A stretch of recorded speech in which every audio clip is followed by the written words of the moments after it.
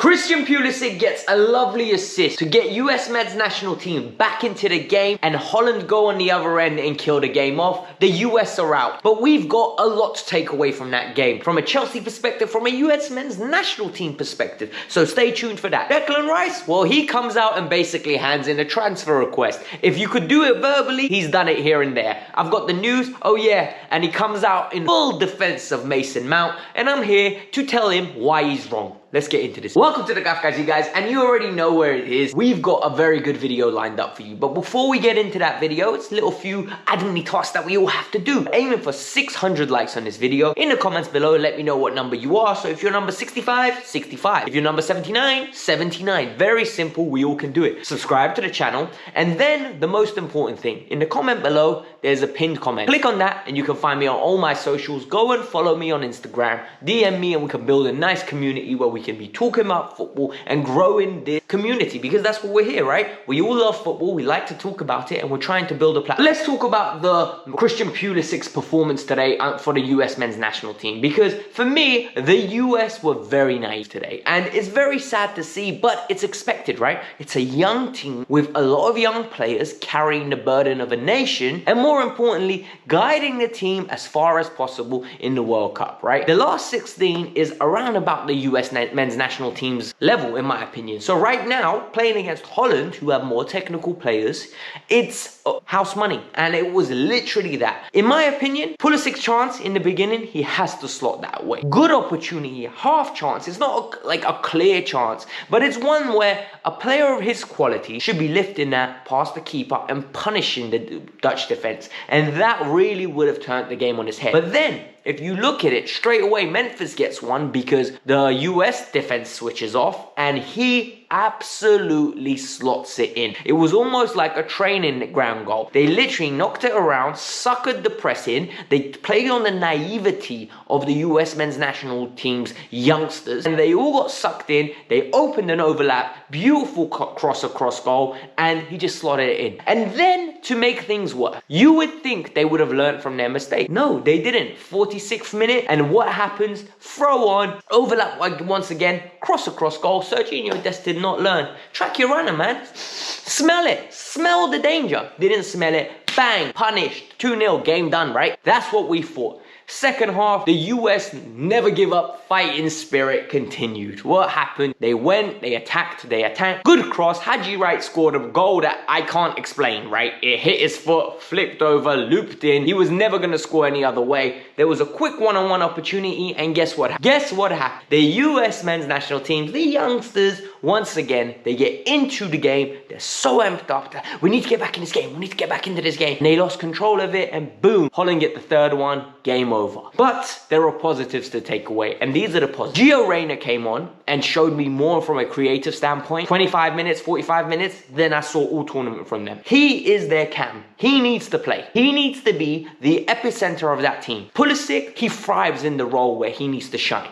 Aronson has to play instead of Timothy Weah. All of a sudden, you got three players that are very good and very creative and can do something. They can link up. Then they need to pick from the three, two of them. Either Adams, McKennie, or Musa. This is very good. It's a good core of midfield to grow with, right? They need to hope someone is born 2 years younger right now, or is going to develop into a proper striker. Because what I need to see is a proper number 9 there. Once they get that proper number 9, they're in the money. They've got a good team. The two centre-backs, someone needs to come through, someone needs to develop, and then all of a sudden, I think this is a very good team that could aim for the quarterfinals at the home World Cup, and maybe even surprise someone. You don't know how these players are going to develop. But without that striker and the two centre-halves, nothing's happening. That's just my opinion. US fans, be proud, have your head held high. Let's get into the Chelsea. Declan Rice has literally grown in stardom, right? Among the UK fans, he is perceived to be one of the world-class players in this team, right? They look at him, they talk about him, and they absolutely rave about him. And he had a press conference where he basically, in my opinion, if my player did this, I'd be saying, yeah, he's leaving. He handed in a transfer request.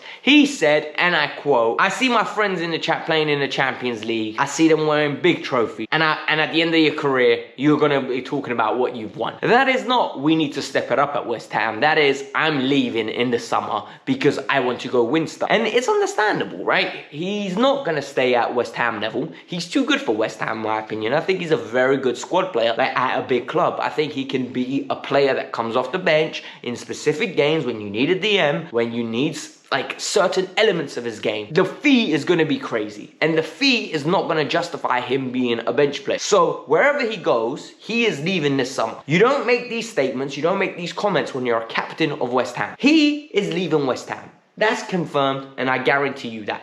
At the end of the summer, he is going to be either a Chelsea player or some other team player. I think it's going to be a Chelsea. That's my personal opinion. I want to know yours. Declan Rice did go on, though, and speak about something that kind of frustrated me, right? So he was asked about Mason Mount, and him and Mason, we know, are best friends. Like, it's very obvious they are close from a young age, and he's defending his boy. So I've got no problem with that, because for me, if someone's talking badly about my friend, I'm going to back him. Even if I don't agree with what they're saying, 9 out of 10 times in public, I'm backing him. Behind closed doors, I'm going to tell him, hey, they might have a point.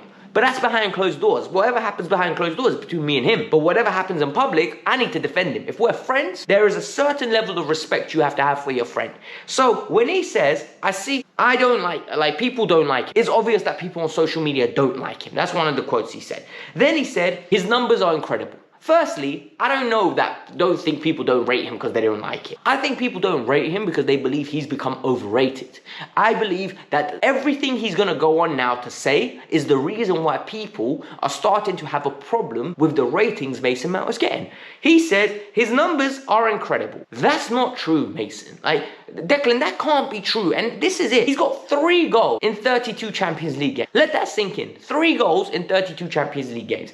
A player that takes corners and free kicks has got 8 assists in 32 Champions League games. That's a combined thing of 11 GA in 32. So that's not incredible numbers. Don't lie to yourself. Premier League, 26 goals in the front 3 in 119 games. Yes, he's played give or take 20 games in the midfield. Maybe, give or take. But 26 goals in 119 is not incredible stats. And then you want to talk about the assists? 24. 24 assists, corner kick taker, free kick taker. What else do you want to give him? You want to give him some penalties to inflate his stats? So, first of all, that's nonsense. Calling it incredible stats is rubbish. Then he goes on and says he's won a lot more trophies. He's won incredible trophies. The Champions League, the Super Cup, the Club World Cup. Okay, we're going to give him that. We're going to give him. He's won good cups with a team. In that meantime, we've lost 4 finals, 4 cup finals. Our Premier League status has literally been fluctuating from 5th to 3rd, 5th to 3rd, 5th to 3rd. So what are you telling me here? That this is Chelsea's new level? I'm meant to accept Mason Mount at Chelsea Football Club because his standard, because Declan Rice believes he's been incredible. Incredible stats, incredible performances. We've won these trophies. Yes, we should be winning more. A club of our stature should be winning more. We play good enough football. We've got the resources to be acquiring the top talent, to be ensuring we're more competitive than we've been. I don't think that's unfair. Then he goes on, and this is what makes me laugh, right? He goes on and says, off the ball quality, team player, hard worker, honest player. What does that tell you, people? Number 1, he's putting way too much emphasis on the defensive end. And number 2, 3 of those 4 aren't even quantifiable. You can't quantify honest guy, hardworking, and team player. These are just jargon words to throw around to defend somebody when you don't know how to defend them. Like, what does that even mean? Hardworking, honest guy, team player. What, that he runs around? It essentially means he's Scrappy-Doo in midfield.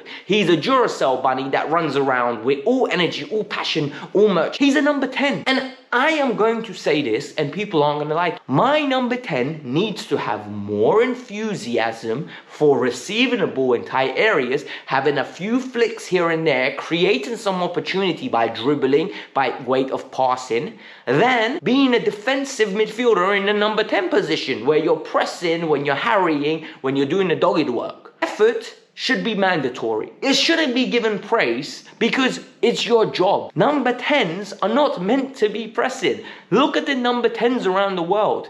Neymar. Look at the number 10s at Manchester City. Kevin De Bruyne. Look at number 10 at Man United. Bruno Fernandes. They try things. They try to unlock things. Yet, you've got Mason Mount here being praised for work ethic. Like, what is this? I'm sorry. Declan Rice's comments stink of, he's my friend, I have to back him. And this is exactly what happened there. A lot of you might not agree with me, but incredible stats is nonsense. Him describing his game as basically a defensive midfielder or a box-to-box midfielder in the number 10 position is nonsense, and him saying he's won big trophies is absolutely nonsense because we've been underachieving. This is arguably the worst era of Chelsea in the last 20 years, and Mount has been an integral piece to it. So I'm sorry, that's just my opinion. Hit the like button, subscribe to the channel, let me know your thoughts, and do you think I'm being a bit too harsh? See you later.